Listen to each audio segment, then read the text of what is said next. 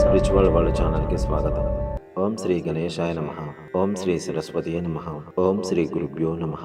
మహాభారతం చదివిన వారికి శ్రీకృష్ణుడి పాత్రపై కూడా ఎన్నో అనుమానాలు కలుగుతుంటాయి. కృష్ణుడు అండగా ఉన్నా కూడా పాండవులు ఎందుకు అన్ని కష్టాలు పడ్డారు? ద్రౌపది పిలిస్తే కానీ కృష్ణుడు రాకూడదా?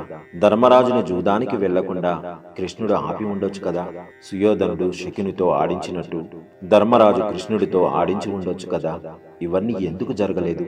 ఆపదల్లో కూరుకుపోయినప్పుడు తప్ప ఆపద రాకుండా ఆపలేడా? ఇలాంటి ప్రశ్నలెన్నో సహజంగానే వస్తాయి. వీటికి సమాధానం కూడా శ్రీకృష్ణుడే చెప్పాడు. శ్రీకృష్ణుడి బాల్య స్నేహితుడైన ఉద్ధవుడికి మహాభారతం చివరిలో శ్రీకృష్ణుడిని ఉద్ధవుడు పై ప్రశ్నలే అడిగాడు. శ్రీకృష్ణుడు ఏం చెప్పాడో చూద్దాం. ఉద్ధవుడు: మరి నువ్వు పాండవులకు అత్యంత ఆప్తుడివి కదా, ధర్మరాజు జూదం ఆడకుండా ఆపొచ్చు, లేదా ధర్మరాజు తరపున నువ్వు ఆడి ఉండొచ్చు కదా? కృష్ణుడు: ఉద్ధవా, గుర్తుపెట్టుకో, ఎప్పుడు వివేకం ఉన్నవాడిదే గెలుపు. సుయోధనుడు వివేకవంతుడు, తనకి ఆట రాదు కనుక శకునితో ఆడించాడు. ధర్మరాజుకు ఆ వివేకం లేదు.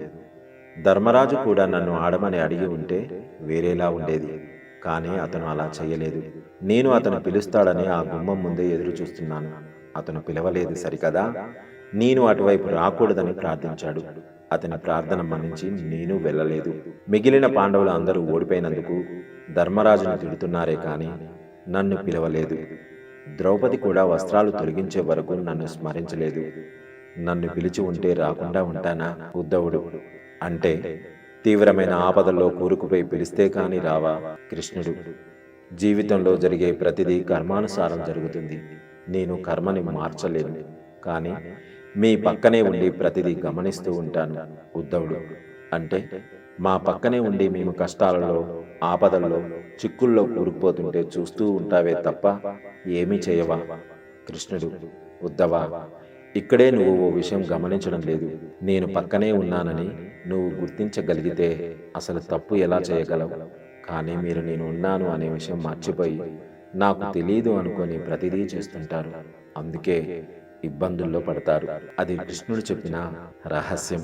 కృష్ణుడు నిత్యం మన పక్కనే ఉంటాడు అనే దృష్టి ఉంటే చాలు.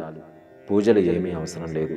ఆయన పక్కనే ఉన్నాడు, అన్నీ చూస్తున్నాడు అని గుర్తుంచుకుంటే మన జీవితం సాఫీగా సాగిపోతుంది.